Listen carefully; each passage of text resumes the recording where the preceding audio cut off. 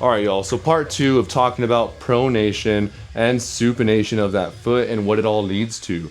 Today we're going to be talking a little bit about what it means to supinate. That means that you're putting all your weight on the last 3 digits, maybe 4 digits, but your big toe's coming up off the ground. This is another thing that I've experienced issues with because while I've been trying to pick my big toe on the floor, and I started training that for the last couple 4 to 6 weeks, I realized that I was getting a lot weaker through my external rotation, which is this supination that we're talking about today. So where does this come into effect? This is your outside glute. The more that you move your knees outwards, which is what you've probably heard from a lot of influencers and coaches, the more that outside hip tends to come on.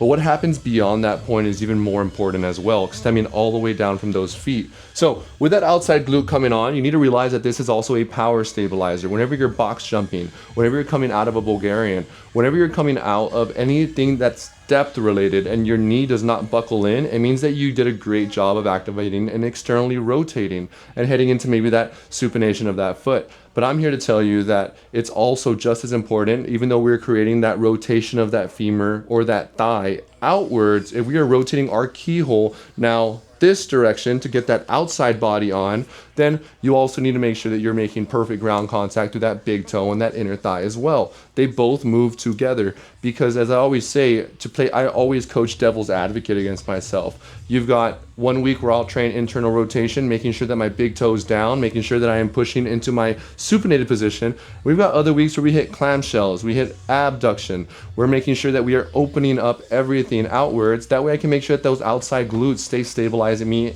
as well.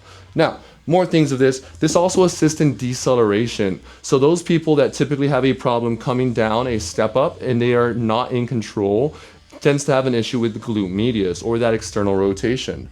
The most common thing that you'll experience here, and again, this isn't the only thing that's causing this, but it is a most common indicator for me, is lower back pain stemming from the outside of your waist. If your outside hips are hurting, that means that your upper back or your lower back is taking most of the weight that your outside butt should be taking.